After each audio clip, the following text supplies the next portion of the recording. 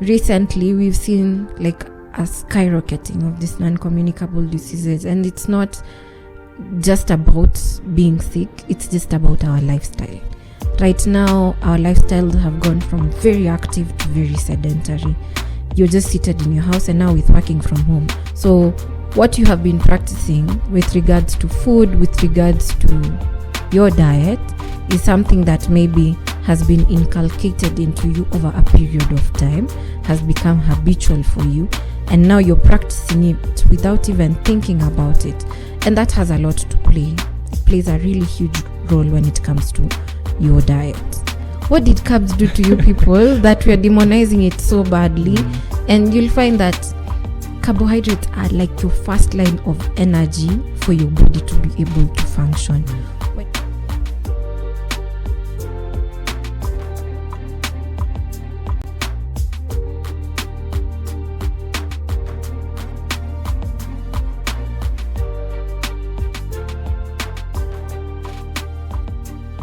Hello and welcome everyone to the Shujaa Fitcast. My name is Purity Kamande. I'm the founder of Shujaa Fitness. We are here again with another local professional who is here to help us with our health and fitness. And today we are fortunate enough to have someone who's more on the nutrition side of things, and we'll go deeper into what she does and how she can help us in a bit. But just as a general sense behind the rationale for this show is it's here to help us, inspire us, and to basically give a simple outlook on what it takes to be healthier. A lot of times fitness is convoluted with so much information that's not really helpful, especially for people who are just starting their journeys. So the Shujaa Fitcast is here to help anybody who's seeking to have better health in the long run and not use really extreme methods. And I think our guest also represents a similar message on the nutrition side of things. So I'm really excited to have her today in studio. Welcome, Purity Kamande. Thank you so much. Yeah, of Kula Zuri. Yes. Nutrition. Yes. It's an honor to have you here. Thank you so much. Thank you so much for having me as well. Yeah. It's my pleasure to be here. Yeah, I know you're far out and it's taken a lot to get here, but I appreciate you. Okay. Yeah. So we'll get right into it because I feel like there's a lot to cover with you. When we're talking about health and wellness, you're a registered dietitian, and first question, it's a bit of a silly one. Yeah. Dietitian versus nutritionist. What's the difference? When it comes to nutritionist is like a blanket term. Anyone who's in the practice of nutrition could call themselves a nutritionist, okay?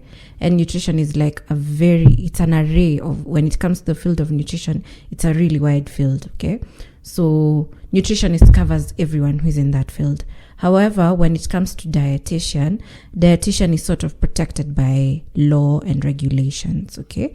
So you have to have gone through like a 4-year undergraduate course, a 1-year internship, mostly within the clinical aspect for you to be called a dietitian. So dietitians mostly have a clinical background and are registered and protected by law compared to a nutritionist, because anyone who's done like a 1-month course, a 6-month course can call like themselves a nutritionist, right? Yeah, we are.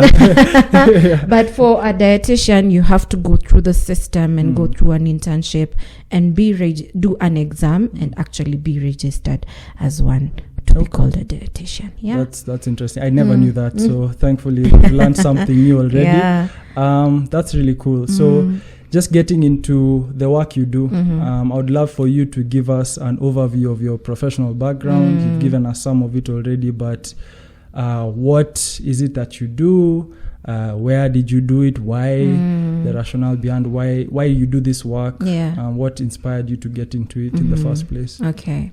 So Purity Kamande is a registered nutritionist dietitian. My background starting out was in the clinical aspect because I did my undergraduate is in human nutrition and dietetics. So after that, I leaned into the clinical aspect and my internship was in a clinical setting. You just said dietetics. Yes. I've never heard That's that not the before. study of diet. Okay. for you to be a dietitian, you have to have gone through the study of dietetics. Okay. Yeah. Okay, there's a lot I do not know clearly. But so my undergraduate is a BSc in human nutrition and dietetics. So after that, I went through the 1-year mandatory internship, which was in a clinical setting, as I've said. Then after that, I was trying to get my footing after internship, and I was wondering now because in Kenya, the market of nutrition is not, we have moved from the infant part. Now we are toddler stage, kinda. So I was trying to get my footing and wondering what is it that I'll do after internship, and getting employment was a tall order. So I sat down with myself and said, you know what, I have to find my niche in this Kenyan market. And looking and finding, there are very few sports nutritionists and fitness nutritionists or nutritionists who've ventured into the space of sports and exercise. So I sat down with myself and told myself, this is something I want to explore. And I enjoy rugby. I'm a fan. Okay. Yeah. Interesting. So with that, then having consulted here and there, someone, you take with it and run with it. So that's when I decided to go back for my MSc, which I did and just finished recently in health promotion and sports science. So to merge now my background in nutrition and now having this, so now to expose me now to the science now behind nutrition in performance and everything. So that is where my academics got me this far. So professionally, I have done clinical. I still do consult once in a while in clinical areas when I'm called upon to sit in for a colleague. I do. I also see private clients who call on me and I have to go and see them. Also, now that is where now Kula Zuri started from. Because I think during COVID, just after COVID, COVID got me locked down in Nairobi during the whole period. So a friend of mine just got me thinking, what is it that you can do for people while you are still here that doesn't need people to meet you physically? Because with COVID, people weren't meeting up. So it got me, got me thinking. So one thing led to another and led to the birth of Kula Zuri Nutrition, which is a consultancy where we merge nutrition and fitness as one of the services that we offer affordably to people who are trying to get their nutrition right when it comes to fitness, when it comes to exercise, when it comes to sports as well. Yeah, so in a nutshell, that's what we do. That's what I do, yeah. You've kind of touched on the fact that in Kenya, nutrition is in its toddler stage. Obviously, you can tell us more about what you mean by that and what is it that you're seeing that's helping us grow or not grow in that regard. Okay. So you'll find that nutrition in Kenya has been there since before. But previously, it was people thought of nutrition as a preserve of the rich, a preserve of the haves. So slowly by slowly, when it started being offered as an undergraduate course, is now when people are like, yeah, by the way, this thing. So previously it used to be public health nutrition, so guys, and community nutrition, then now clinical nutrition, where now people discovered you cannot really manage a disease without the nutrition part of it. Because you'll find, like, in the clinical aspect, a patient can't just take drugs and be okay. Their food has to be right. Their diet has to be right. Even for these drugs they are being given, their nutrition has to be right. So that's where now you'll find that nutrition is started being absorbed into hospitals slowly by slowly. And even previously, we were just there as nutritionists. But now slowly, we now have a regulatory body in Kenya. We have now associations. We have unions which are bargaining for nutritionists' rights, to be incorporated into the health system. We are even seeing more nutritionists being employed by county governments now compared to before. NGOs are coming in to engage nutritionists as part of their programs. So we are slowly seeing that. And now the market is now opening up to other elements of nutrition like sports and exercise nutrition, which was not there before. So now that's why we are seeing now the market is slowly growing and growing into people now doing the right thing. So now it's not more of a preserve. So anyone we are still fighting that norm or that thinking of nutrition is a preserve. Anyone can afford nutrition.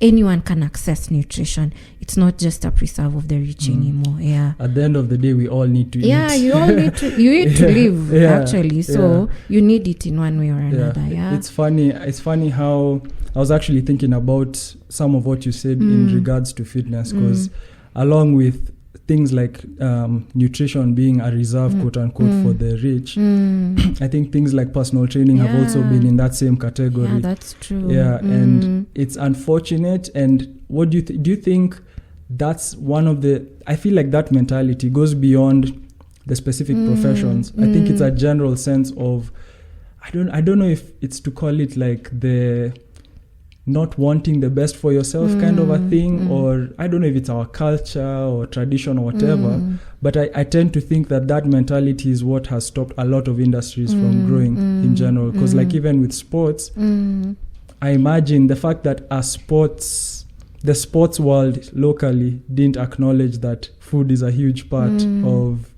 what it takes to grow that industry says a lot about how much thought we're putting into things. If that's at that level, then an individual definitely is not thinking about it on that level. Yeah, that's interesting. So as far as being a dietitian, how do you help clients get healthy when someone comes to you for help? So our services incorporate a lot. We have different programs depending on the clientele that we see. So we have maternal, infant and young child feeding program or nutrition program, where basically we work like if a mother approaches us during pregnancy, we work with her during that, because you'll find especially first-time mothers or mothers who gave birth, then there's a big space in between and now they're pregnant again. They come to us for help, like what do I need to do? What has changed? What is it that I didn't do during that time that I'm doing now? Also with infant and young child feeding, you'll find we support mothers during exclusive breastfeeding, whereby a mom is not sure how to go about it during the first 6 months. So we are there to offer support. Then we also walk them through the weaning journey from breastfeeding now to complementary feeding, and walked up with them until now they're able now to be fully incorporated into the family diet. So that's one of the things we do. We also do weight management programs, both weight gain and weight loss, because people think weight management is just weight loss, but we also find there are people who are like, hey, my kgs are on the lower side. How can I get to where it's necessary? So we work with them to get to the quote unquote the healthier range of their weight. So we also have that. Then we also have like now the medical nutrition therapy element, whereby if you have like a chronic ailment, then we work with you, because with chronic ailments, diets tends to be adjusted to fit into their lifestyle with the medication that they're taking from day to day over a certain period of, or even throughout their life. So we work with them not to feel a burden, but to help them ease into their new lifestyle. What is it that they need to adjust? So that's another program we offer. We also offer, recently we incorporated an adolescent nutrition program into our space, whereby we found that people concentrate on the babies, the pregnancy, the exercise, but these people hapa katikati are not taken care of. So that's something we identified as a gap, and it's something we are slowly working with some high schools and incorporating them. It's so interesting that you brought I've never thought about that, but talking to even the trainers I've talked to so far, a lot of our fitness journeys started in high school. So you find that a lot of the times people are toying around with trying to change their bodies, exercise, trying to eat whatever, or your school feeds you a certain type of way, so that kind of either limits or helps your goals. It's funny. In what way does helping a teenager differ from other groups? Okay, so with adolescents and teenagers, you'll find there are special kind of group, special in that this is a period where they're experiencing massive growth from childhood into adulthood. They're experiencing physical growth, physiological growth, mentally everything is everywhere, hormones are everywhere, you know. So these elements, and also their health. So this part, nutrition really plays a significant role in that what they're eating. And also during this part with the growth and everything, they're still trying to accept what is it that I'm going through. And you'll find like when we are talking about nutrition during adolescence, they are experiencing they could be at a risk of experiencing certain deficiencies, especially like for girls when they are now starting on menstruation. There's the element of deficiencies as well. Even with some boys, the male part of the adolescent, some of them could be experiencing certain deficiencies because of the growth. And also during this period of adolescence and teenagehood is when people now start having eating disorders because I'm growing all this. Why am I not looking like so-and-so? Why is so-and-so looking this way and this way? So you'll find that during this part, you have to be really careful. And also, like you've mentioned, some people start their fitness journey during this. So one adolescent or one teenager could, Nani is looking like this. Why am I not looking like this? And they will want to adopt certain methods of nutrition that are very harmful to them. So we have to constantly remind them that you are undergoing certain changes and you have to accept of these changes, and this is what you need to do right. You don't have to go the very restrictive way. You just need to adjust this, do this, don't do that. Yeah, and I think that's something we slowly need to calculate into this generation, that it's not really, because most of them think it's a fast thing that you have to do, but slowly by the time you're getting into adulthood, there are certain things you need to do or avoid for you to be in a certain way. Yeah, that's really cool. Yeah, I'm kind of excited that came up, because that it's funny because I think we all of us who are past the teenage phase can remember just how confusing that time was. Yeah. And to think that there were ways we could have been helped. And it's like, again, that mentality of you're just a kid, you'll grow out of it, you know. And it's like, but there's actually, now that you mention it too, I'm also like, could there have been things that maybe even I did myself that, you know, like harmed me during that time in terms of maybe my nutrition, how I was eating. Definitely the way I was exercising, I can remember, is not even anything I would ever suggest for anyone. Because you actually, even though, because I was restrictive. There was a point it reached where I was like, I'm not eating lunch. I'm gonna run a lot, play basketball, do this, do that. And it's like, oh, you know, it's good, you're young, you're supposed to be active. But you don't realize probably my hormones were not very happy if someone was to test me at that time. And then who knows, maybe that random time I blew up at my mom had something to do with, you know. So yeah, that's really interesting. So now to our main discussion. We've barely started, but I feel like there's so much help you can offer us.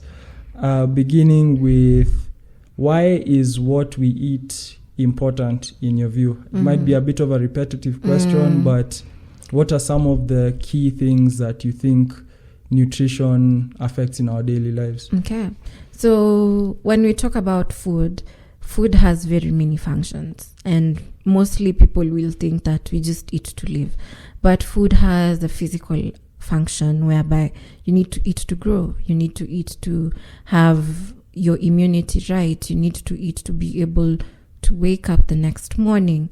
It also has its physiological functions whereby your body systems need food. You can't be able to breathe one way or another. Your brain can't function in one way or another without the right food. Okay. So also food can be, also has a social function to it. Like we just came from Christmas. I mean, we sit down and food has to be there. Some people will even come to a meeting and ask you, is there food? And when they don't hear food, they're like, can it be an email? You know? So food has all this physiological, physical, social functions. And even now with the mental health issues coming up, food has a lot of things to play around it. So we need food in all those, in the various ways that it works in the body, in the various ways that it works within our communities. So we need food in all the ways that, for you to be quote unquote healthy, food has a lot to play in it. Yeah. Just generally, when people approach you, what are the common struggles they tend to have? What we've seen mostly is, am I eating right? that's the question that we get a lot. Is what I'm eating right for me? Is what I'm eating enough for me? What is it about what I'm eating that I need to change? Okay. So mostly what I think has been a culture for us as Africans or as Kenyans, if I skip a meal, I have to recompensate for it. So you'll find maybe you don't eat lunch, then when it comes to supper, you've gotten home after a hard day's work, you want to now compensate for everything that you didn't eat over lunchtime.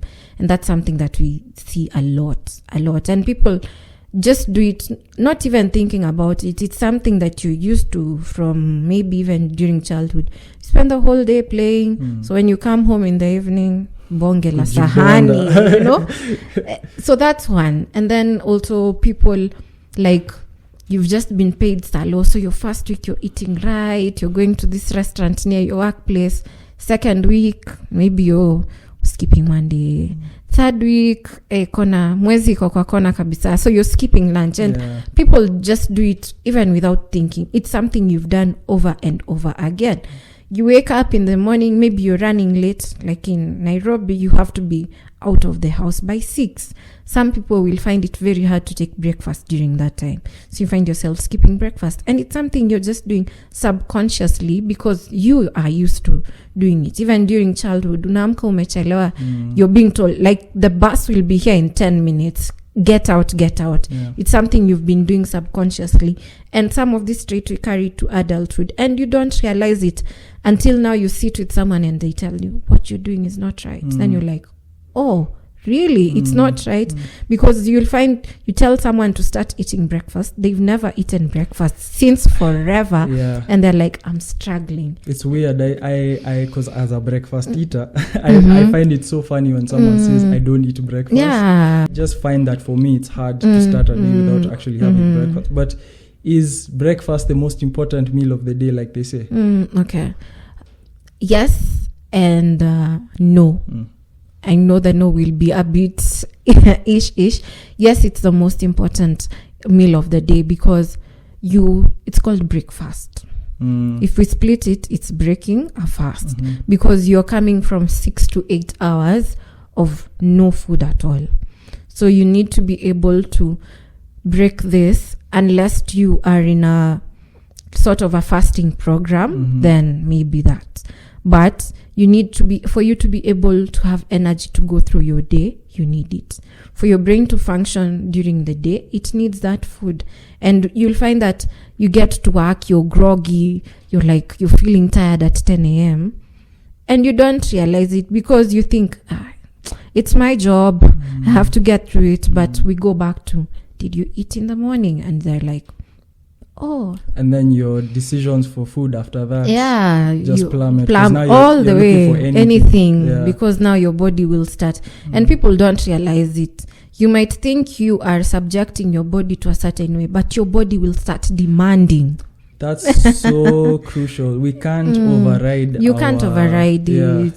The human brain is so powerful. You can't override it. Even you thinking at matter of a mind. It's for not. The fitness people out there, it's go hard or go home. No. I don't know all those phrases. No. Yeah. So yes, breakfast is important. No, maybe when now we are dealing with now other issues, like maybe you're having a certain illness, then we would go back and look at, because some people have medications that need them to be away from food up to a certain point. So then that would be different. But for general pop, breakfast is very important. Even with the people who said, but I've never eaten breakfast for the last, you need it. At some point, it gets to 10 and you're like, mbona kujapikwa chai, where is our tea lady today? Just because you skipped breakfast. Yeah. So in line with that, if we're thinking about how to eat better, what percentage of it is what we eat and how much of it is just our habits? Because I feel like habits, culture, tradition, all these things seems to be popping up a lot in what you're saying. And I feel like on the fitness side, it's huge, the habits you form. So I feel like it's the same for nutrition. For nutrition, yes, it actually is. The cultural element, because culture is your way of life every other day. So what you have been practicing with regards to food, with regards to your diet, is something that maybe has been inculcated into you over a period of time, has become habitual for you, and now you're practicing it without even thinking about it. And that has a lot to play. It plays a really huge role when it comes to your diet, day to day. So even when we are talking, let me talk about like weight management. When you're telling someone to eat like this, adjust this, you really have to also take care of their habits as well. Because if you're not taking care of that, you are as well doing nothing at the end of the day. Because it has to go back to you changing your mindset about doing a certain thing when it comes to your food. Your mindset associated with certain types of food, and I'm sure that's something that will come along. Because if that's not taken care of, then food will act up in one way or another. Okay? If you're brought up in a family that's eating a certain meal, and you are told that meal X is wrong for you, even in your adulthood, you'll find that it becomes very hard for you to eat a certain type of food, because over a period of time you've been told, and it's been sung to you, food X is bad, don't eat it, don't do this. And you'll find that's why we see certain cultures eating certain foods, and you're like, wait, what? You eat that? And it's so culture and habits have really a huge role to play, the same as fitness when it comes to nutrition. I can think of an example of the older generation and how like certain tribes eat a certain food, so we don't eat that we food. Don't eat that. And it's like we probably are missing on certain nutrients, but who's there? That's really funny. But so are there good foods? Are there bad foods? Okay. Good food vis-a-vis bad foods? Not necessarily. But what we call, let me start by saying bad foods are those ones that are rotten and spoiled and everything. I think we have been brought up to demonize certain foods because either it's bad for our health, but you will find that when we approach it with that good food vis-a-vis bad food, it sort of puts you at a risk of having what we call disordered eating. And disordered eating in that I can't eat food flani because it will do this. I can't eat a certain food group after a certain time. And you'll find slowly these habits start becoming disordered eating, and within time they start becoming eating disorders. And you might be doing that without knowing.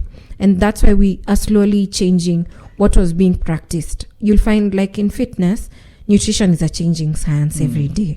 So what we used to call good food, slowly we are seeing that it is now changing. So that's why we're calling bad food is now what we're calling rotten, expired, not fit for human consumption. Everything is good up to a limit. That's what you're saying. Just need to moderate it here and there, and it's okay. As long as it's fit for human consumption, then it is good for you. Yeah. You just mentioned something about meal timing. I feel like that's another kind of a tricky thing. I've had a lot of fitness people say that you shouldn't eat past this time. What are your thoughts about that? And that's something we fight. Even when we have to work together, you'll find that that's something we fight with some fit pros, because you're asking someone, don't eat carbs after 3 p.m. And I'm like, you people, you're messing it up for us, because something like, let me talk about carbs, because it's one of the most demonized foods. Amen. I'm like, you people, no, don't eat carbs, don't eat. And we're like, what did carbs do to you people that we're demonizing it so badly? And you'll find that carbohydrates are like your first line of energy for your body to be able to function. When we eat, carbs is even the first food to be digested, because your body needs it to be able to do other functions. Okay, so we should stop demonizing. Even meal timing is, yes, important, but it should be approached in a very critical manner, in that we are not just saying don't.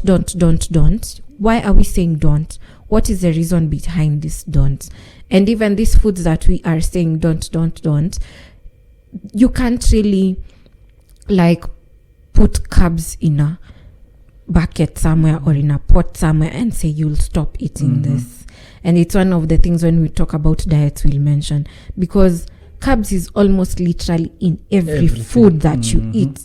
So when you tell someone don't eat carbs after 3 p.m., what are you telling them? To just drink green tea and just be like, okay, it's not right. Because meal timing, even during exercise and sports, is also very important. What are you eating prior to you working out? What are you eating to you after working out? If you're in a sport, timing has to go with also timing of this sport. It's a sport that is 45 minutes, 90 minutes, cascading up to marathons, which are 2 hours plus. So meal timing is very important, but it has to be moved away from the point that we are demonizing certain food groups when it comes to meal timing. Yeah, I feel like that's huge. Context is everything. Yeah. Even with exercises, people will say this exercise is bad. I think one I feel like the carb of exercises is deadlifts. Really, I think it's burpees. Is it? Yeah. You think so? I feel like burpees, for some reason, people are so open to doing burpees, but oh my God. Really? I mean, I think it's hard. It's definitely hard. But I feel like deadlifts are given the label of you're just messing your lower back. What are you doing? Or you're just showing off. Yeah, you're showing off. Yeah, because I think a lot of times there's no context put into a lot of these things. But yeah, context is everything. And Hi there. So I know the fitness journey can be a bit daunting, and it's for this reason that I wrote my ebook, The Basics to a Better Body. This ebook is available via the Shujaa Fitness Instagram. You can click the link in the bio or DM to receive the book. It goes for only 500 shillings. It's a quick, simple, easy way to begin your fitness journey. Fitness has a lot of times been inundated with too much information and a lot of misleading information at that. And I felt that it's necessary to come up with something that would help anybody out there who's just looking for a quick, simple way to get started on this journey. So I hope it helps you out. Just wanted to let you know that that's available. Again, go to the Shujaa Fitness Instagram, click the link in the bio or DM to receive the book, The Basics to a Better Body. It's a very easy read, not very long. Comes with 2 free workout programs, if I didn't mention already. Basically, these workout programs are very detailed. You'll know exactly what you need to do and how to do it. There's also links included to show you how to do each exercise. Check it out. Check out The Basics to a Better Body, and all the best out there. I asked that question because I know that's a mentality a lot of people just carry around without even knowing. Is carbs are bad, and it's like, so what are you gonna eat? Or don't eat after 6 p.m. Like 6 p.m. is a magical hour where if you eat beyond that, you're destined to be obese the rest of your life. But yeah, that's really helpful. So moving on to another thing is food as medicine. You had mentioned earlier about food being a huge part of some of the ways people with illnesses can manage them.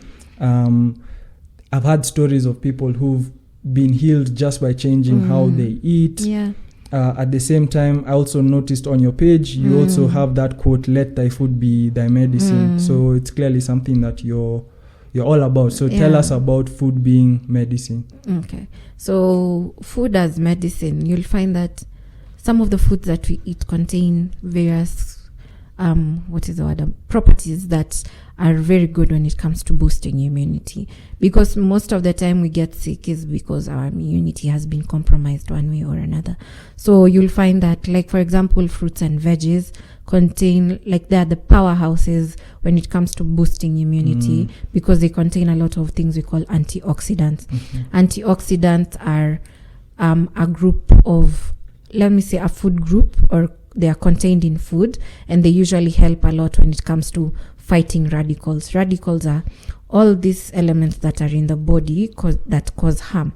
So antioxidants come to help with reducing oxidization of these radicals in the body, which could lead to certain illnesses like cancer.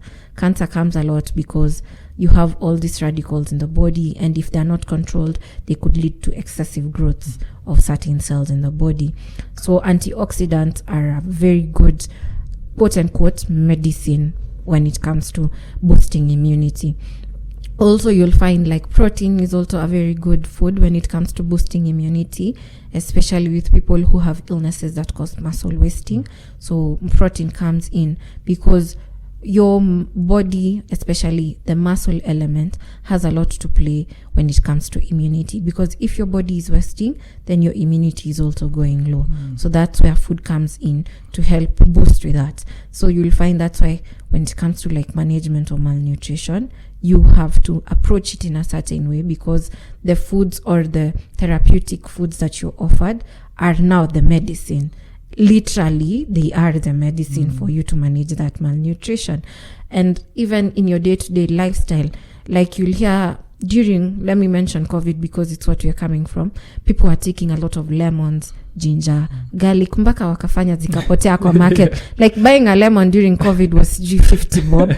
And it's because now someone somewhere sat and said lemons will boost our immunity, and it's true. Lemons, vitamin C, it helps a lot with boosting immunity, and that's literally true. Certain foods are literally medicines when it comes to the body. Yeah, that's okay. So speaking about that again with the context, so lemon is good for boosting immunity, but again I feel like we get religious and then we think that it's only lemon or it's only oranges, and then we ignore everything else about it's so interesting how we do that. So that's have you ever had the experience where maybe working with someone, there's a specific illness that you found maybe is common amongst people, that there are ways that they can be really managed well through how we eat?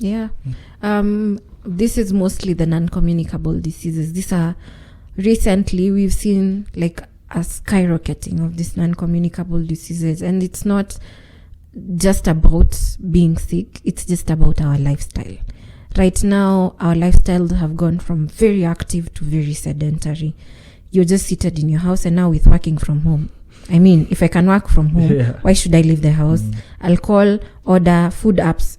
Almost everyone in Nairobi, or 3 out of 10 people in Nairobi, I could be wrong, have a food app or 2 food apps on their phones. I think that's a modest number. It's more than 3 out of 10. So you just need to, food has been delivered. Shopping is now being delivered to our houses. So that element of where now we are not moving, we are just seated in your office, you're seated from morning to evening.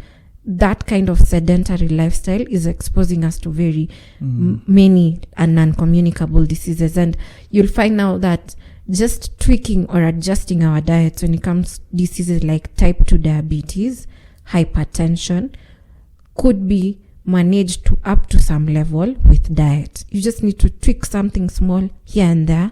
And we have seen even people having a reversal when they tweak certain things here and there, whereby now you're moving away from being dependent on medicine.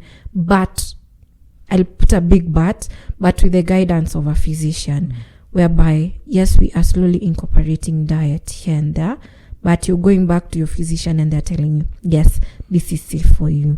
Yes, you can move. Because with non-communicable diseases, up to the point where now you're seeing a physician, we also, as a nutritionist, have to work with the physician on the other end and make sure that what we are prescribing on this end is safe for this person. And even the physicians with the medications that they are giving, because now that's where we merge. Certain drugs and certain foods have to be, when you're given certain drugs, you have to see a nutritionist for them to tell you how to eat certain foods. I don't know if that's making sense, because there are things we call drug-food interactions and food-drug interactions. You could be taking a certain medication, but it is lowering some vitamins or minerals, especially minerals and vitamins are usually the mostly affected ones. The one I know is like iron and calcium. So you'll find that you're given a certain medication, then you go and eat a certain food, it's not helping you. Or you're eating a certain food and you're swallowing a certain medication, so this food will stop that medication from working. So we have to work as a team when it comes to such illnesses and be able to slowly now reverse some of these ailments. And it's been done. It's even been documented in research that you can actually reverse some of these non-communicable diseases with diet. To what extent do you think the general aches, pains, and just like complaints that we have on a day-to-day could be fixed by how we eat and move, maybe? mostly you'll find if you're seated for long and you're just eating quote unquote junk, a lot of fried foods, a lot of highly preserved foods, which tend to be very low in some of these micronutrients. And bone health has a lot to do with your calcium, your vitamin D, which you get free from the sun. If you're spending a lot of time in the house, you're not exposing yourself to at least 1 hour or 1.5 hours of sunlight, definitely your joints will start paining. And recently we've seen a lot of people becoming quote unquote lactose intolerant. So you're not taking milk. Your bones will definitely, because people make this funny joke of you've gotten over the age of 30, supplements age. But you could slowly adjust, expose yourself more to sun, and milk is not really the only source of calcium. So before you get to that supplement, what is it that you can take from food that can be able to provide you with that calcium? You just mentioned lactose intolerance. You said it's increasing. Is there a reason for that? I would say I think it's mostly our food production methods that are making people more prone to it as per se. So you'll find like what our industries are doing currently could have a problem or could be problematic when it comes to that particular issue of more people being lactose intolerant. And also you'll have to acknowledge that our diets have sort of changed. So with more preservation, more production, moving to more making foods more have a longer shelf life, that could have an impact as well. Interesting. That's so. And then something else I think that would be worth mentioning is something that I actually just came across. Not just came across, but I saw a post yesterday on social media that brought it to mind. And I think I saw also on your page you are talking about it, and that's detoxing. The page I saw yesterday was advertising detoxing, the benefits of it, and after Christmas we've eaten nyama choma, we've done all this, now we want to detox. So please tell us about detoxing.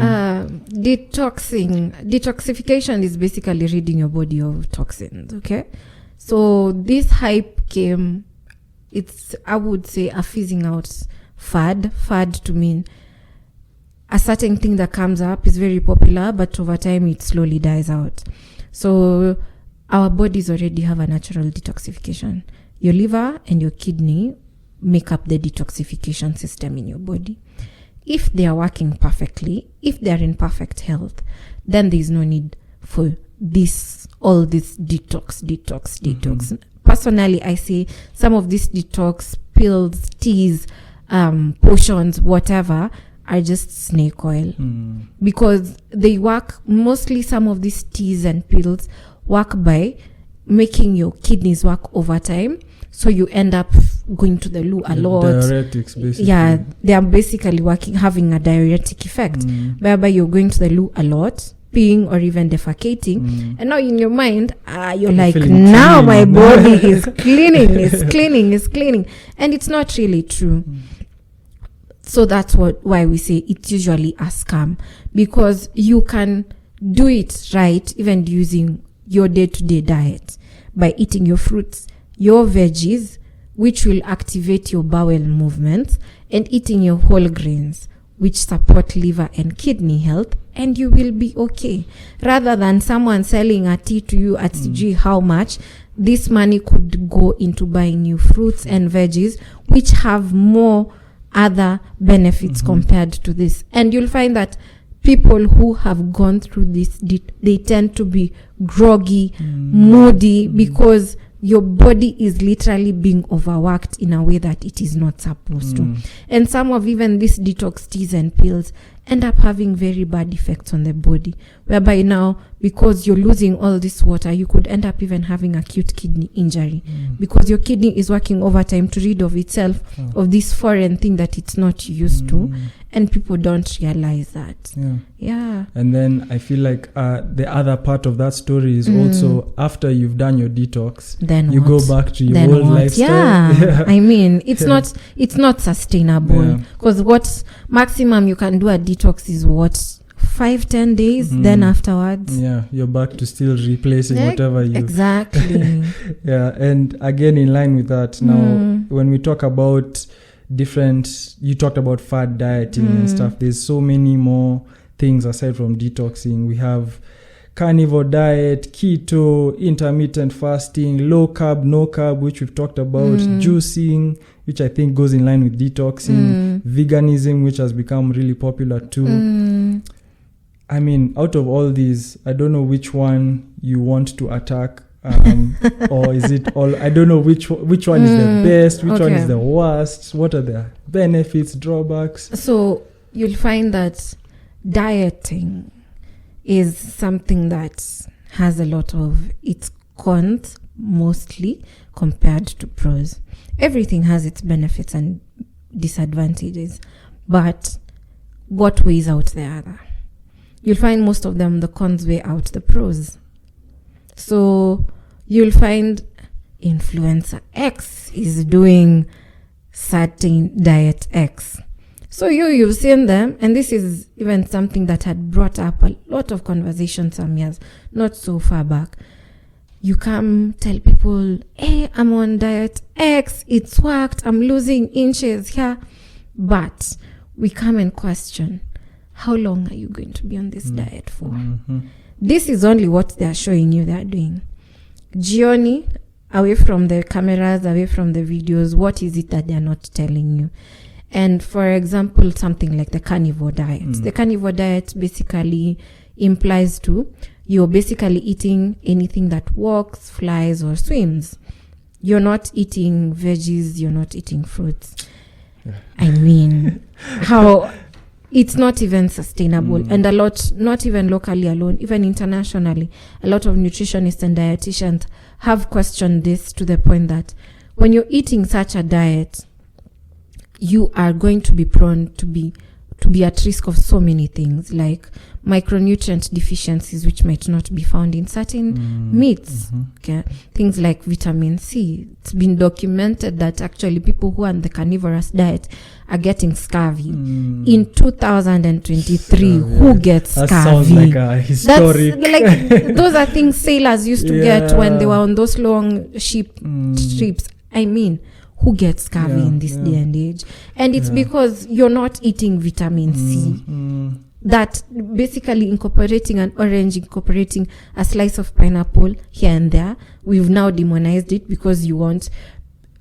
How the carnivorous diet works is basically saying that you want to be on a very high protein diet, low quote unquote no carb, but it's not going to be like that.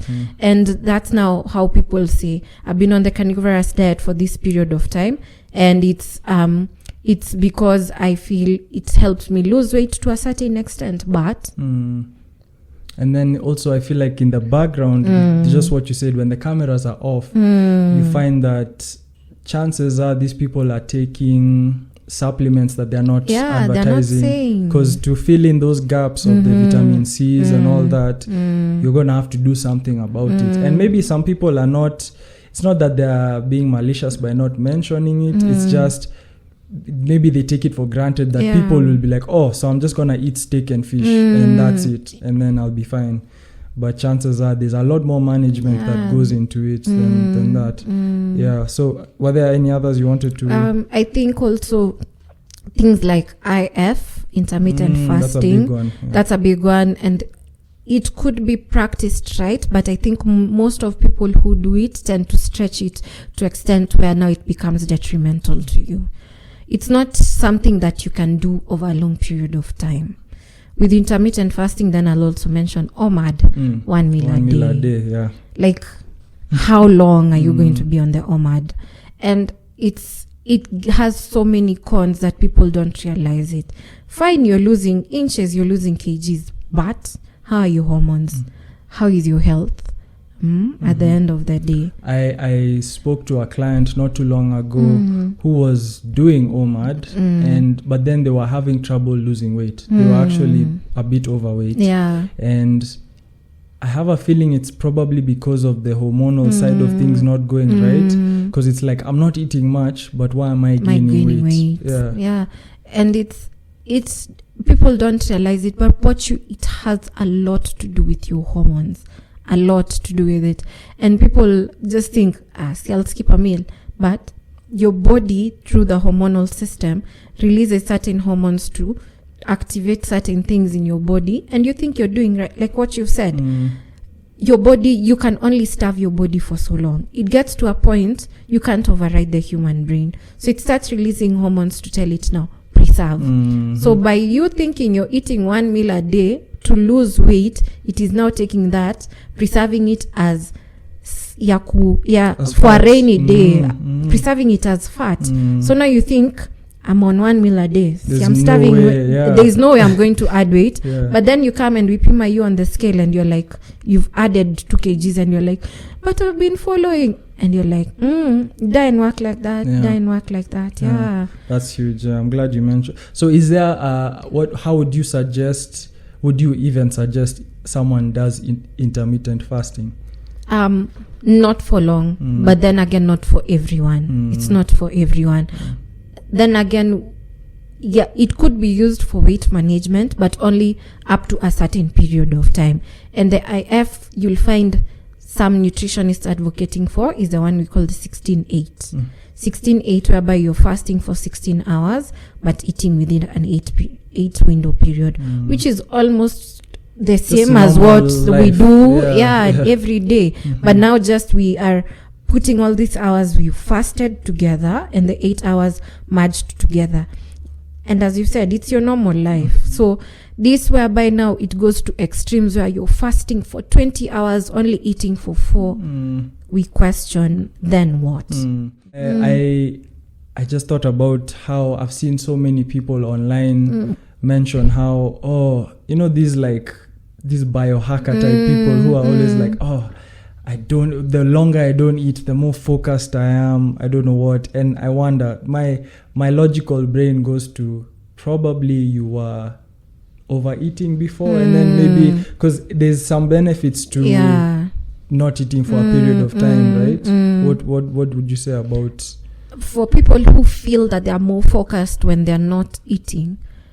We would ask, what is it that you're drinking? Because nutrition is not a lot about the solid part. What are you drinking? So you'll find a lot of these people consume a lot of energy drinks, which have a lot of caffeine. And what caffeine does, it sort of suppresses your appetite. So without you knowing, you're there, and your drinks, I won't mention because we're not we're not advertising them.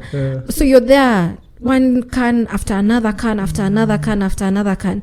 So you'll find that someone sits at their desk at 6 a.m. in the morning. They've started with can 1. By the time they're signing off at 6 or 5 they've taken up to 4 cans, and they're not feeling hungry because that's what caffeine does. And you're wired now. And now you feel like now you want to push mpaka usiku. I mean, so what are you drinking? What's in your cup? What's in your glass? What's in your water bottle? Yeah. And even, yes, fasting has its advantages, but only to a certain given period of time. Fasting that has been guided by either a nutritionist or with the guidance of a physician, and it's not putting you at a detrimental when it comes to your health. Yeah. That's really, I'm sure all the do or die, go hard or go home people are kicking themselves right now. But that's really helpful. So you've already mentioned about whether you'd prescribe or not. I don't know if there's any other diet that you think you'd want to touch on. Veganism, I feel like that's another big one today. Yeah, veganism and vegetarianism. For some we have no problem with vegetarians because there are various types of vegetarians. You have those who eat milk products, those who eat egg products, those who eat both. They just don't eat the flesh part of the animals. And now the vegans who are just strictly on plants. The problem that comes up as a result of extreme veganism is that they tend to have a lot of micronutrient deficiencies because certain food groups or certain nutrients offer certain things to the body that cannot only be found in veggies alone or fruits alone.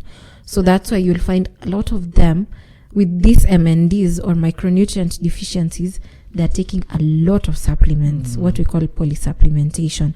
So when they come to you for help, when you're asking them supplement, someone will list for you like up to 10, and you're wondering, and people, I think we'll talk about supplements. People don't realize that some of these supplements, being a field that is not regulated, especially here in Kenya, could be a problem for them in the long run. So it's something that people need to think about. Even it being something that is popular, it's a fad now. Then what? Then what after that? Let's talk about supplements now that you've brought it up.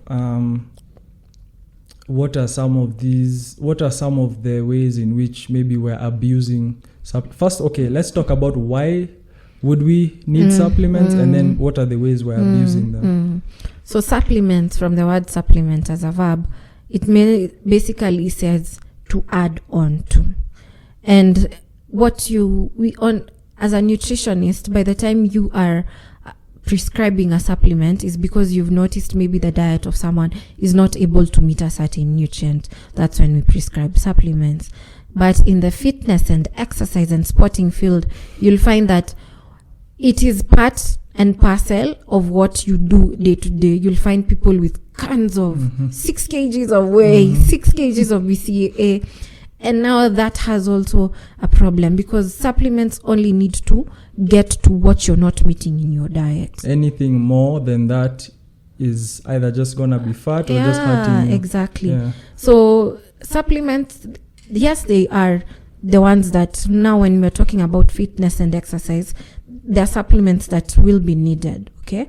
But then again, you have to be very careful, especially if you are a sporting person or an athlete, then you have to be very careful about the kind of supplements that you take because of doping. I would love you to go more into that. So, because, I've heard these stories of bodybuilders who have been disqualified or something, and they'll say that I've been on this supplement and I didn't know it had such and such. That's illegal. Yeah, that's illegal. Sometimes I laugh because I'm like, is that just a cop-out? Because I feel like sometimes it could be. It's just an excuse. But like you've said that there's a possibility it might have some of those illegal substances. So tell us more about that. So you'll find, like, for example, in Kenya, the supplement industry is very unregulated. Okay? So I could sit down and say, I'm selling supplement X. I'll just need water KEBS sticker. We don't have the FDA element here in Kenya. So if I get a KEBS sticker and they say it's fit for human consumption and I start selling, then anyone who feels that this is okay for them, they'll start taking it. But we forget, for example, now we have the World Anti-Doping Agency, and now we have the Anti-Doping Agency of Kenya, ADAC, which is the local branch of it or arm of it, whereby they'll come and test you, and they do what I've seen them doing is they'll educate you. Every year they release a list of banned substances, and you need to know them. You as the athlete, you as the athlete support staff, you as the fit pro who is working with this athlete, you need to know them, because if you are the fit pro who is prescribing supplement X to an athlete, you might also be culpable to supporting doping. And I feel like ignorance is no defense anymore. It's not a defense. In today's age of internet, books, all this, Kenya is now almost on the red list of the World Anti-Doping Agency. Really? Yeah. Wow. Because we had our CS last year going to IAAF to talk to them to, like, we will adjust. Yani tumefika that point. But when you go to some of these stories, some of our athletes are now colluding with some of them to take some of these banned substances. And that's why we say, if you're an athlete or a fit pro who's exercising or engaging in a certain sport, be very careful about the kind of supplements that you're taking. If it is not permitted, if it has not been subjected to very rigorous testing to make sure that it does not have some of these substances, then you need to be very careful. And I think we also have to acknowledge that some of these supplements that we advocate for could have some ill effects on our body. For example, you'll find that most of these supplements are very concentrated amounts of nutrients. Like whey is very concentrated, protein, BCAA the same. The multivitamins that we just wake up and pop a pill is almost covers 90% of what you need in that one pill, you see. And then you add on the then foods. you add to all these other foods, whereby you have all these vitamins and minerals very high.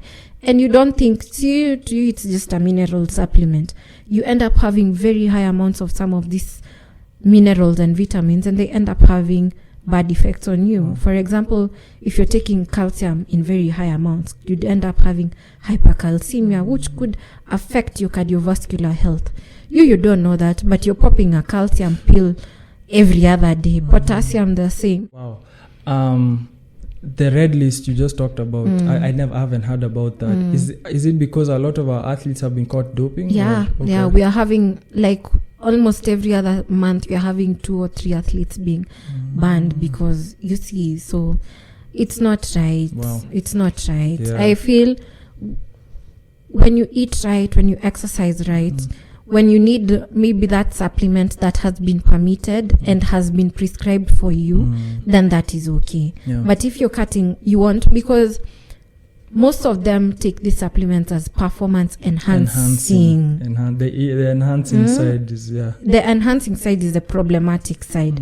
But if you're taking them and has been accepted and prescribed by a licensed person who knows the science behind it, then there's no problem.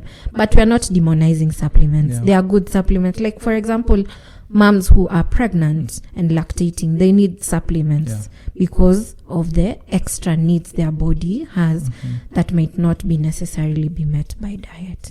That's really helpful.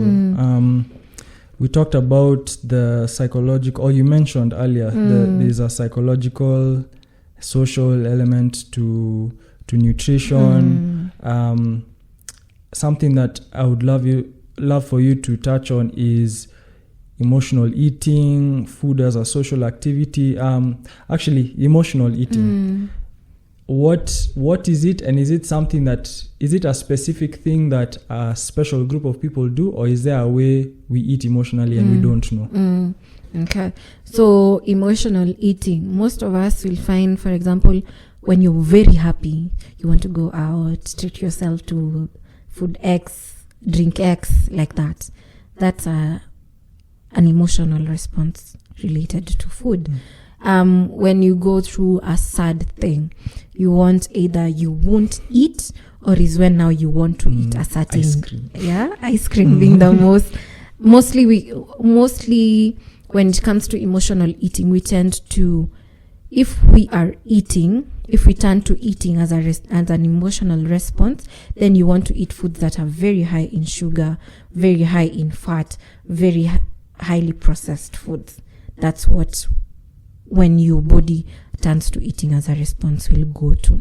Okay, there is not really a special group of people.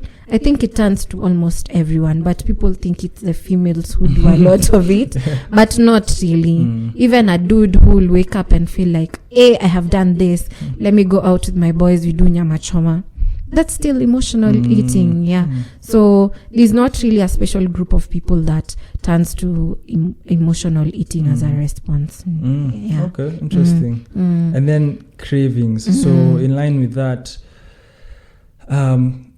what are they and how do we manage them? Okay, so craving is a very strong liking or feeling that comes up. Okay, not only food, but maybe you're craving like to go out and do something. Okay, but it's mostly associated with food, because mostly when people talk about cravings, it's related to food. Yeah. So cravings are different for different people, but you will find that most cravings are usually foods that are, I won't say unhealthy, but foods that are very high in sugar, very high in fat, because mostly cravings come in when your body is undergoing a certain stress. So when your body is undergoing a certain stress, the brain releases a hormone we call cortisol. So when cortisol is released, it now triggers your body to be able to now want those certain foods. So it's almost like a hormonal reaction whereby now you find your body is asking for this, because when cortisol is released, then it also increases insulin. When insulin is increased, what happens as well? That's when now the glucose in your body tends to be very low. Okay, so now that's why you find yourself wanting that ice cream, wanting that soda, wanting that very fruity or very high sugar drink. That's what usually happens. So for you to be able to manage cravings, what personally I ask people to do, if you find yourself craving for ice cream, a small bowl of it won't hurt, but you pushing that craving to a certain, like what people say, let me push my cravings to the weekend, there's a danger in that. Because you will now sit with a tub of ice cream and eat it without even you knowing. Cheat meals. So to avoid that cheat meal mentality, what I tell people to do, just have a small of it, like a small bowl or 2 scoopings of it is okay. You eat it within no time, the craving has gone away. What are you craving for? Like juice, if it's like fruit juice, take a banana, take a certain fruit, your body has already gotten that sugar it needs. Within a few minutes it goes away. But when now over a certain period of time you're craving, then now we start asking ourselves where the problem is, because at times cravings could also point to certain illnesses without people knowing. Such as non-communicable diseases, whereby you find, and even at times could be even mental health related diseases. You'll find that you're wanting a lot of a certain thing, and it's basically your body having certain hormonal rushes that need to be taken care of. That's very interesting. Wow. Moving on from cravings, but still associated to that discussion is sugar. I feel like what you're mentioning about our craving for high sugar, high fat things, is it because maybe our brain knows where or what type of foods usually make us feel that way, or are we built for like I've heard it said before, where in the human is in a constant search for sugar. So even in our hunter-gatherer days, we were just trying to accumulate as much sugar, but it just wasn't available, so we didn't have too much of it. What's the conversation around sugar? Okay. So sugar is something, a lot of people demonize sugar, especially quote unquote health freaks. Okay. So sugar is not all that bad. The bad part of sugar comes in when you're taking more of the processed and artificial sugars, because food, when it is digested to the simplest form, is a sugar, glucose. Your body is able to get energy from glucose, which is just sugar. So the problem comes in when now you're taking a lot of added sugars, artificial sugars, then that is where the problem is. Because even without, like the store-bought sugar, your body can do without it. Okay? Because what you're getting from food, from fruits, from everything else has sugar. So you can do without it. So people who do without it as part of their lifestyle, it's okay. People who still take it, it's okay. But to what extent? Because like, for example, let me mention soda. Like the 300 ml soda bottle. I'm not trying to run out Coca-Cola or other soda processing factories out of market. Has like about, the sugar contained is about equal to 13 tablespoons of sugar in just that small can. So if you're taking soda every other day, then there's a problem. If you're taking like this very processed juices every other day, then that becomes a problem. If like, what do people take? Like when it comes to tea, see the standard is what, 2 tablespoons, but 2 teaspoons. But now people are taking up to 4, up to 5, or you're adding sugar until your tea is now turning color, then there's a problem in that. But sugar has the problem comes now when you're taking excess of the artificials and all these others. Because you'll even hear people saying, don't eat fruit X because it has a lot of sugar. Yeah, that doesn't make sense because what you're getting from the fruit is so much more than just the sugar. Yeah, it's just much more. So let's stop demonizing. Like the natural occurring sugars are okay. But unless now you have a problem whereby it's now becoming excess, then now that's where the problem comes in. But if it's within the allowed amounts, then there's no problem with sugar. Yeah. Okay, that's pretty helpful as well. Speaking generally now, what are some simple ways we can improve on how we eat generally? What are some of your tips and tricks? So basically, number one goes back, don't skip breakfast. Breakfast is what fuels you for the day. Get your brain now to adjust into what's coming in. 2, usually try and say, for people who are trying to maintain or lose weight, don't eat on a plate that is more than your fist. Like if you put your fist on a plate, it shouldn't be more than that. Because you'll find that if a plate is like the flat dinner plate and you're serving food, your brain will automatically trigger you to feel it, you know? And you do it subconsciously without you even thinking that. Then another thing is walk, move. Like even without even prescribing an exercise, just tell people 5,000 to 7,000 steps a day makes a lot of difference even without you knowing it. Then eat your whole grain foods. I know we have this thing whereby we think brown equalizes to health, which is not really true. So if you can get now the one that has undergone minimal processing, you'll find that you don't need to eat a lot of it to be able, because they tend to be have very high satiety properties. So that's another thing. Eat your fruits and veggies. Oh, people, eat your fruits, because people feel like fruits and veggies, especially with the older generation, is a preserve for kids and women. But it's not really true. Until a point where you can't defecate, you are literally crying tears. Fiber is very important, which you can easily get from your fruits and veggies. And also water.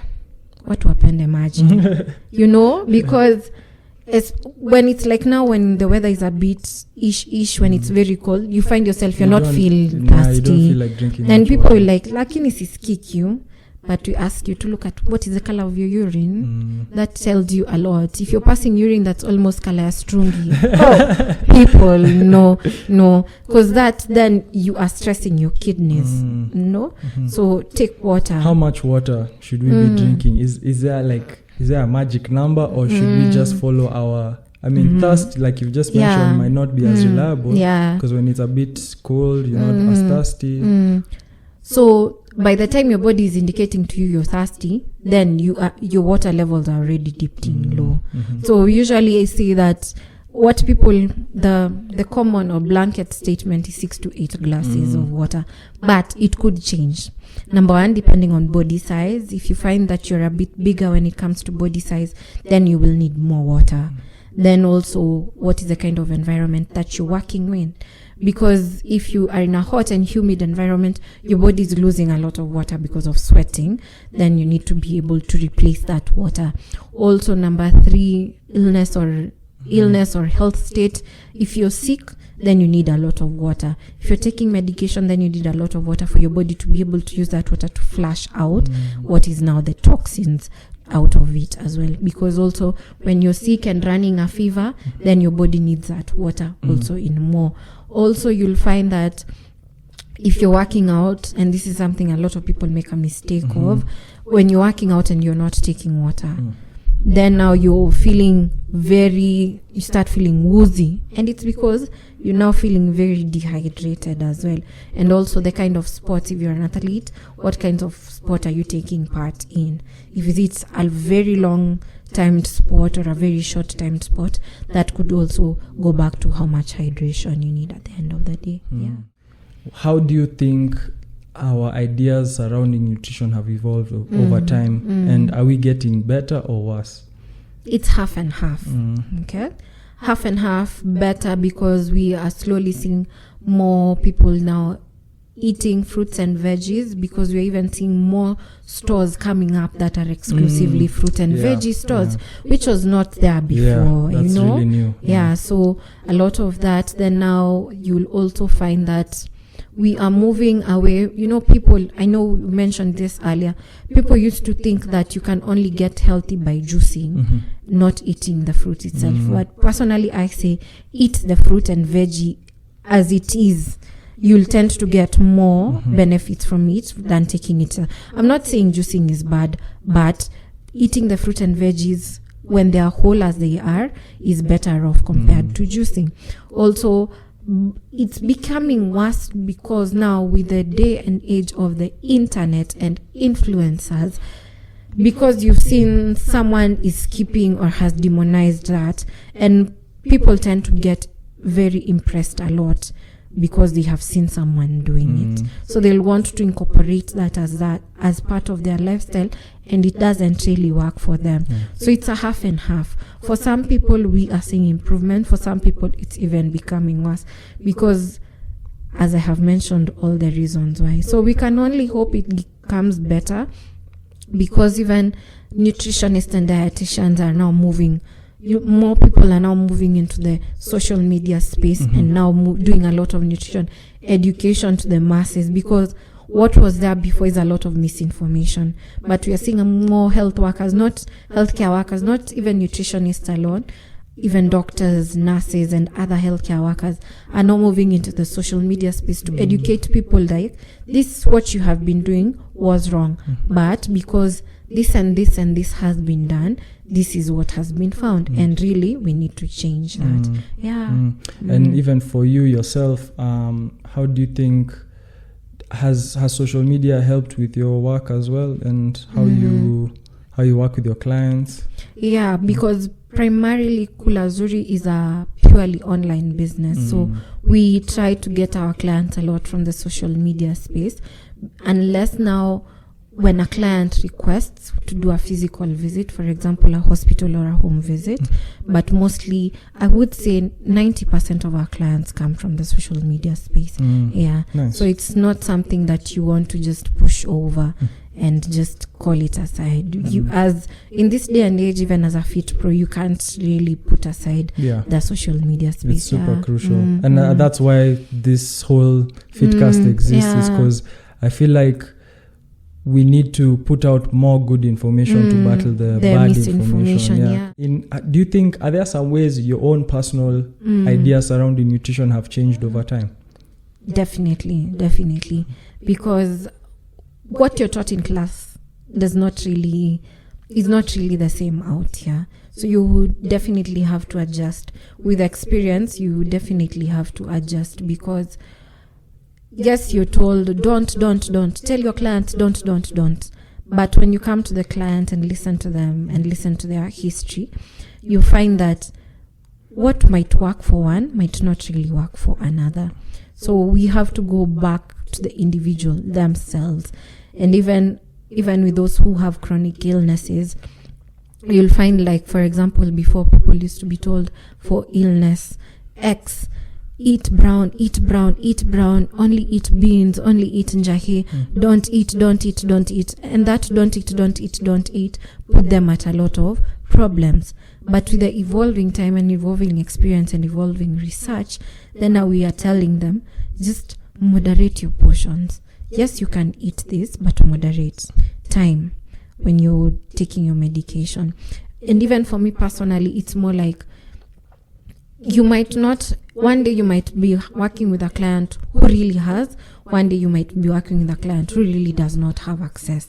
So with that, then what is it that is there for them that you can adjust to make them still get the same benefits as this person who has it all? So you really have to keep on changing your mindset a lot. For me, what I keep on preaching is it sustainable for the client at the end of it all? Because if your client is not really enjoying it, are they going to be able to follow through with that program? That cuts across to everything. I mean, like, when it comes to exercise, I mean, you can, maybe a bodybuilding schedule might be the quote unquote the best for building muscle, but if you don't enjoy it, chances are you won't stick to it, long enough to see any progress. That's true. Having worked speaking of fitness, having worked with fitness professionals before, how does your work, I mean, of course, for those who are into fitness, there's no doubt that nutrition and diet is a huge part of it all, but what are some of the ways you've worked with fitness professionals in the past specifically? Maybe are there other ways you're looking to work with them currently? Are there some you're working with currently? What's that like right now? Okay. So when we were starting out, the problem we had, for example, like for me, primarily where I'm based, you'll find that someone has been a gym instructor for like 10 years. They might not really have understand the science behind nutrition. So for them, they want to know this is what has been working for my clients. But when you tell them it's detrimental to your clients, so there's been pushback, tug of war. Like, I'm not really advocating what is bad, but just adjust here. Stop. We mostly moving away from the gospel of don't. Do this. Don't do this, because the moment our clients nowadays, they have access to everything, so they'll want to have a reason why. And I'm glad, like now with Fit Pros like you coming up, and most recently others as well, whereby people are now understanding the science behind everything that they are doing. And that's where now we can't really put away nutrition. So for us, we've worked with personal trainers at the gym level to consult for certain clients when called upon. And it's something we are slowly seeing, it's slowly changing, and people are now seeing the benefits of now incorporating a nutritionist into it. Even when previously you could approach a gym and tell them, can I do your nutrition for you? And they're like, no, we don't need to. We have a trainer here who takes care of all that. But slowly the mindset is slowly changing that. And also working with we also do exercise and athlete support. So people who now understand or know the science behind it come to us and tell us, hey, me here, I'm stuck. So what is it that you can bring on board and help us with it? And even so, we are now hoping that even within the Kenyan scene, more sporting associations can embrace nutrition, because we have seen them embracing now, having a personal trainer on board, having a coach who's for strength and conditioning. That's his expertise or her expertise, having a physio on board, because that's their expertise. We are hoping that we can even have them now incorporating sports nutritionists as part of their teams, as part of their technical teams, to be able to take care of that element. And not just because the battle we are having with some of them is like, you'll find like some of them, their top is people who've been in that sport for a very long time. So they'll tell you, but me, hatukuwa na nutritionist time yetu, so why do we need one now? And we are telling them times have changed. There's someone who has understood why this works, why this doesn't work. Why don't you come and slowly incorporate them, help them hear their side of view, or their view side, and understand what is it that they do, how can they improve on that. So we are hoping with that. We are talking with a lot of them. So we are hoping that it's not just preaching to them, but they'll slowly see the sense behind all of that. Yeah, it's such a worthy endeavor. Like, I mean, obviously in a general sense today, a lot of, I mean, with more information, a lot of things are evolving, and maybe it's evolving too fast for some people. But it's encouraging to know that those changes are happening, because even with fitness, there's a lot of bad ideas still, but people are embracing a lot more of that flexibility, moving away from the don't, like you said. And I get the sense that that's, I don't know, I feel like that's just a life thing. There's nobody lives, even in the army, I'm sure if we were to take a closer look, I'm sure there's flexibility in there somewhere. So yeah, that's really, so this show, as I may have mentioned in the beginning, was to help inspire, teach, and basically walk people through this fitness, health, wellness journey with specifics, which you've given a lot of, and I'm really grateful. I just think of, because weight loss is, more often than not, weight loss is a gateway to fitness a lot of times. So thinking of this a client who's come to you and they're overweight, where should they begin? Okay, so for clients who come to us for weight loss, we have we have incorporated a personal trainer who's part of our team who does our exercise prescriptions for us, because I can't do it. Even with the sports science background, there's only so much I can do it. So we got someone who has that's their experience, that's their line of work. So with weight loss, it's not just nutrition alone. Yes, nutrition plays a bigger part, but then now we also incorporate exercise and working out. So where do we start from? We start from first by taking a history of what it is that they currently do. A history of their anthros, like their weight, their height, their waist and hips. So because now where we are currently today, we've moved away from BMI as the only component that says you're overweight, because for some people it has been found, especially for us as Africans, our bones are heavy. So someone could be overweight just because their BMI say they're overweight, but when we do the other anthros, they're really within the normal range. So we do a lot of anthropometry where we take their weight, height, their waist, their hips, their body fat. Then now that now informs us where we're going. We also do a lot of checking on what is their dietary history like, how much when it comes to certain food groups are they taking a day, what kind of portions are they eating? Are they very large? Are they very small? Do they eat breakfast? What are the food likes? What are their preferences? What are their dislikes? Because if you don't take that into consideration, when you're doing a meal plan for them and you write for someone fish, they've never eaten fish. They don't like fish. They won't follow through. So it's important that we take some of these considerations. Also, as part of onboarding them, we also check what is their medical history like, because that is very important. If they have an illness, you'll want to be very careful about how you approach it. Even with the exercise, it's still the same. So that's something we have to. So medical history, what kind of drugs are they on because of what I mentioned earlier. If it's a female, we also take into consideration what kind of family planning are they on.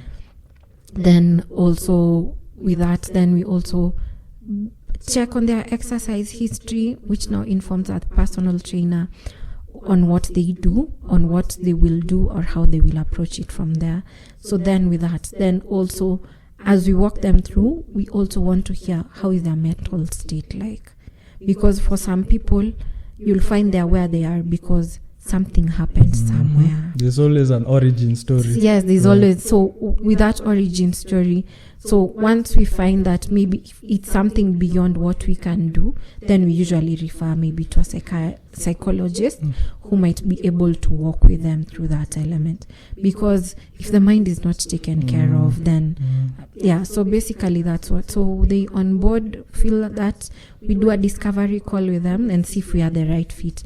Because for some clients, you might not be the right fit, and we don't argue. So if you feel we are not the right fit for you, we usually refer you to someone else who we feel might be a right fit for you. Yeah, we don't haggle for clients. I feel like that's another indicator that you're really about the work. Yeah. I mean, why wouldn't you want more clients, right? Because you can always convince someone to work with you.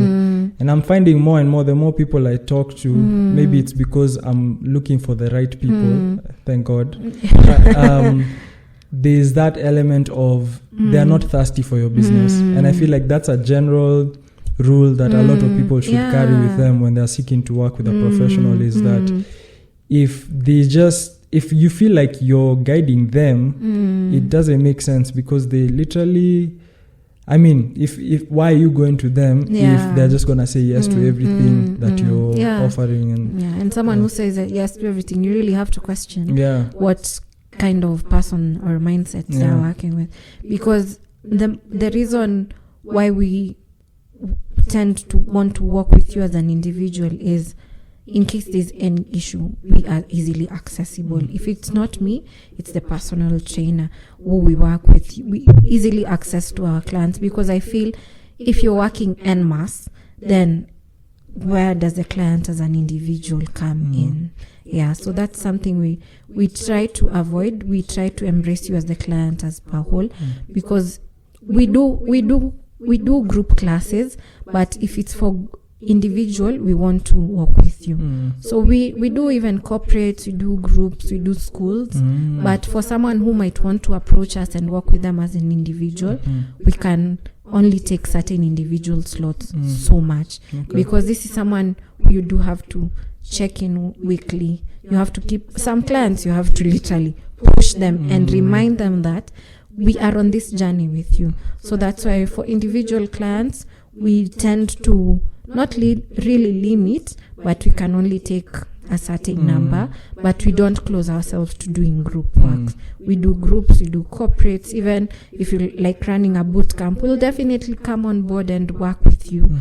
And see how to go about it. Yeah, that's interesting. So someone, because we do have some trainers who've been on here who do that type of thing. So because I know there's someone who's doing one this month, might be short notice, but so how would you work with someone like that who has a boot camp, let's say, because I know theirs is on the 7th, or I think they have 2 days or something. How does that work? So like during boot camps, you'll find it's a very short period of time. So what we usually do, we come and do assessments there. So we do an assessment, do like a general nutrition education class, like do this, what are you walking into? Then after, if someone now needs to work with a further nini, then now we work with them individually and do the consultation now separately from the group. Yeah, that's really cool. Yeah. Thank you so much. Thank you. I feel like you've offered a whole just array of value, and I'm really grateful. I think one of the biggest takeaways I'm getting from this is, which I think is a common thread with everything, is that there's more to the story. Context is important, and it's an individual thing. There's no one size fits all. And anybody who tries to sell you on that is trying to just make money off of you. I'm really encouraged to know that there's people like you working out there, and hopefully I know for sure with all the information you offer today, there'll be a lot of enlightened people out there. Give us your social media, your contacts, how people can reach you to work with you, all that good stuff. Okay. So on social media, we are currently on IG. Our handle is @Kula_Zuri _nutrition. So that's our page. We share what our programs are. We share what our clients are currently doing, what we also currently doing. So that's on IG. You can also reach us on email, kulazuri@gmail.com. Also, if you need to reach me on phone, my number is 0728 996 946. So send us a text, send us a DM, send us an email, and we'll definitely get back to you. Awesome. Yeah. Thank you so much. We'd be glad to have you again if you're in Nairobi at another point. I'd love to have it. To be back. I've really enjoyed this session, and I feel like there's just so much good information for all sorts of people. So hopefully this episode has been helpful to you. If you need more information, you have her contacts. Reach out to them, see how you can work with them. I'm looking forward to the feedback on this episode, because I feel like she's touched on like everything to do with food and nutrition. You've done a great job. Also looking forward to the feedback, because it would also help us grow and see what is it that people are currently doing, or what is it that they feel is not really being talked about.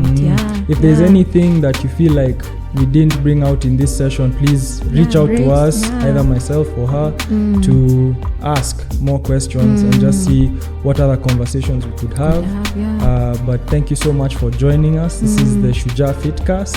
Thank you to Purity Kamande of Kula Zuri, and until next time. Peace. All right. Nice. Thank you for listening to the Shujaa Fitcast. For more information and business inquiries, email us at shujaafitnesswarrior@gmail.com. Follow us on social media at Shujaa_fitness on Instagram, at Shujaa Fitness on Facebook and TikTok, and subscribe to our channel at Shujaa Fitness on YouTube. For audio versions of this podcast, check us out on Spotify and Boomplay. This show was recorded and produced at the Represented Studio in Nairobi, Kenya. Special thanks to Lucid for the background music.